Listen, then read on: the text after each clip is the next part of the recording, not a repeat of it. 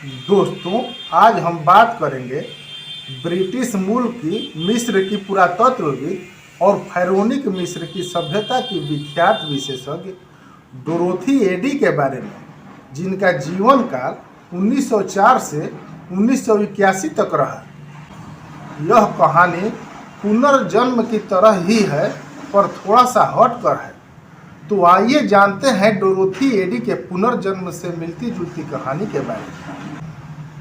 1904 में लंदन में आयरिश माता पिता के घर जन्मी वह एक बिल्कुल सामान्य बच्ची थी, लेकिन 3 वर्ष की आयु में वह सीढ़ियों से गिरकर बेहोश हो गई। परिवार के लोग अस्पताल लेकर गए। कुछ समय तक इलाज चलने के बाद उसकी मृत्यु हो गई। घर के सारे लोग उसकी लाश को मुर्दा घर में रखकर बाहर रो रहे थे। उसकी मां का और बुरा हाल था, पर कुछ समय बाद लोग मुर्दा घर में गए तो देखा एडी खेल रही थी। लोग जल्दी से गोद में उठाकर बाहर लाए, पर वह अलग थी।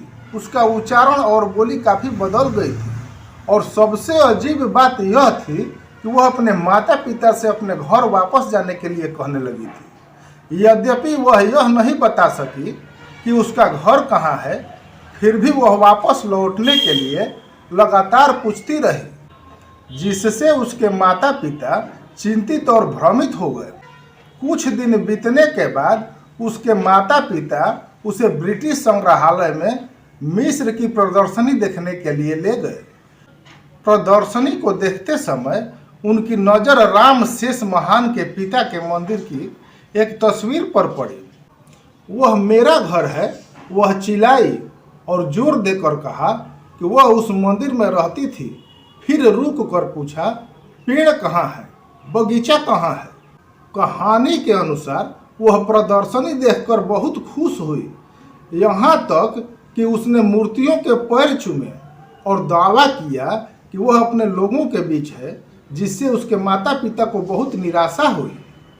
अपने अजीब व्यवहार के बावजूद अंततः वह तत्कालीन प्रसिद्ध मिस्र शास्त्री ईए वालेस बुडगे की नज़र में आ गई, जिन्होंने उसे चित्रलिपि के बारे में सीखने के लिए प्रोत्साहित किया। डोरोथी का किशोरावस्था और युवावस्था का जीवन धार्मिक संघर्ष से भरा हुआ था। वह अक्सर ईसाई धर्म की तुलना मिस्र के बुत परस्ती से करती थी, इसलिए उसे स्कूल से निकाल दिया गया था, और यहाँ तक कि उसे परिवार के सामूहिक प्रार्थना में भाग लेने से भी मना कर दिया गया था, क्योंकि उसने बताया था कि वह उसके पुराने धर्म की याद दिलाता है। जैसा कि अनुमान था, उस चर्च के पादरी को यह बात अच्छी नहीं लगी, और अंततः उससे कहा गया कि अब वह यहाँ न आए। इसके बावजूद उसका जुनून और गहरा होता गया। 14 वर्ष की आयु में उसने अपने पिछले जीवन का वर्णन करना शुरू कर दिया, यहाँ तक कि उसने उसकी मम्मी के साथ रात्रिकालीन मुलाकातों का भी वर्णन किया। आखिरकार उसके माता पिता ने उसे कई सेनेटोरियम में भर्ती कराया, लेकिन वे सभी कुछ भी सार्थक बदलाव लाने में विफल रहे, और उनके हस्तक्षेप के बावजूद वह अपनी मान्यताओं पर अड़ी रहे। 16 वर्ष की आयु में स्कूल छोड़ने के बाद वह अपने माता पिता के साथ एक फिल्म थिएटर में काम करने लगी, और साथ ही प्लीमाउथ के एक कला विद्यालय में अंशकालीन अध्ययन भी किया। लगभग इसी समय उसने दावा करना शुरू किया कि उसके पास 1 वर्ष से होरारा नामक एक साया आती है, जो उसे उसके पिछले जीवन की कहानी सुनाती रहती है। ईडी ने जो कहानी लिखी वह 70 पृष्ठों की कार्सिव हाइरोग्लिफिक पाठ्य सामग्री पर आधारित थी, तथा इसमें मिस्र की एक युवती के जीवन का वर्णन था, जो बेंट्रेसिट नामक एक सैनिक और सब्जी विक्रेता की बेटी थी। बेंट्रीसिट का अर्थ है आनंद का वीणा।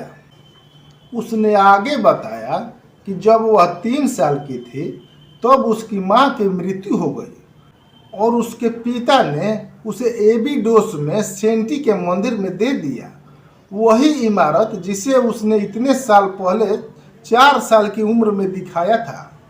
उसकी कहानी के आगे कहती है कि 12 साल की उम्र में वह आइसिस की पवित्र कुमारी बन गई। 2 साल बाद 14 साल की उम्र में उसकी मुलाकात सेठी से हुई और वे प्रेमी बन गए।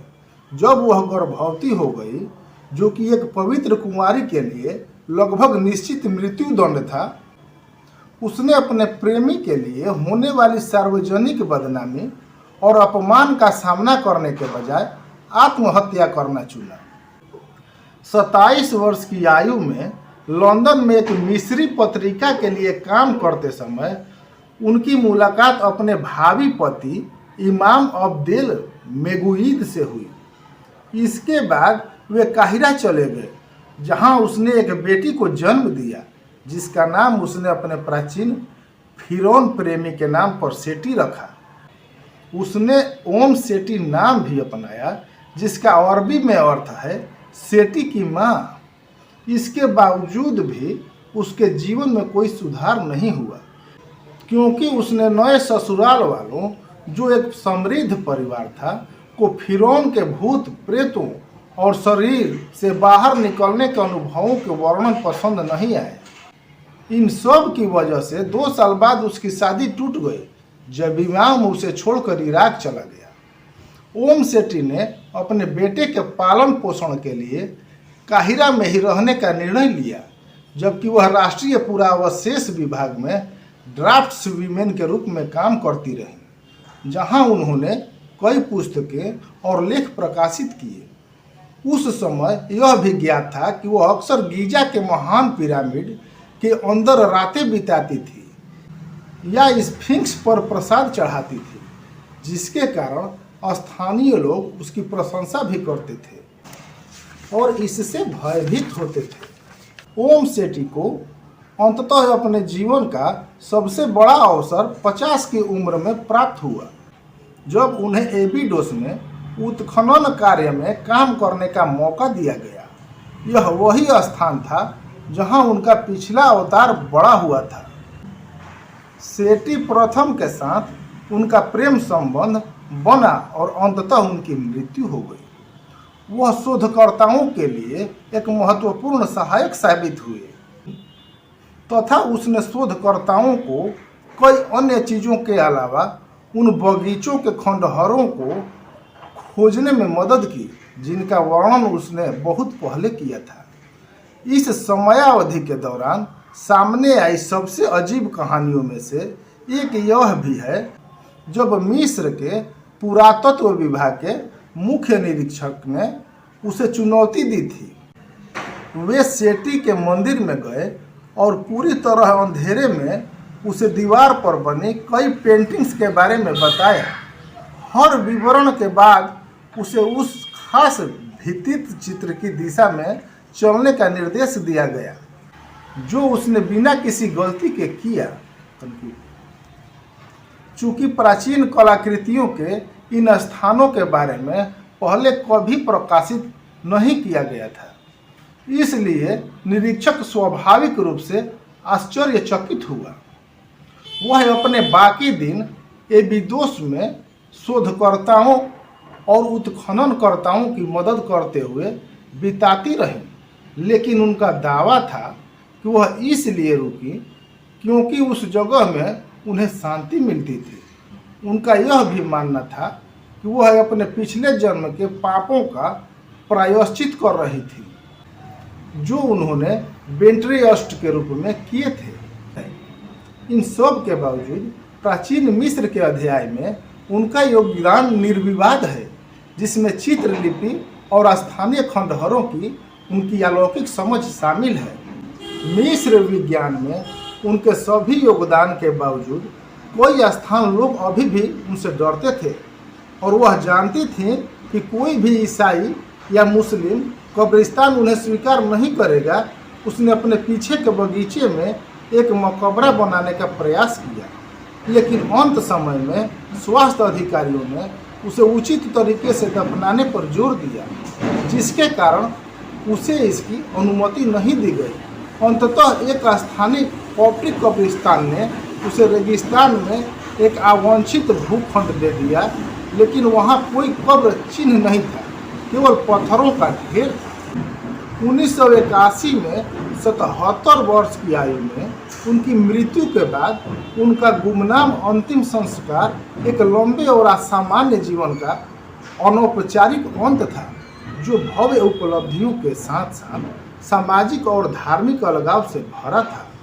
अंत में हम केवल यह स्वीकार कर सकते हैं कि हमारे समस्त ज्ञान के बावजूद कुछ रहस्य ऐसे हैं जो सदैव स्पष्ट ही रहेंगे। दोस्तों, आपका अपनत्व ही मेरी अनमोल धरोहर है, कृपया इसे बनाए रखें। अगर जानकारी अच्छी लगे तो लाइक, कमेंट और शेयर करना बिल्कुल न भूलें। मिलते हैं किसी और जानकारी के साथ, तब तक के लिए राम राम।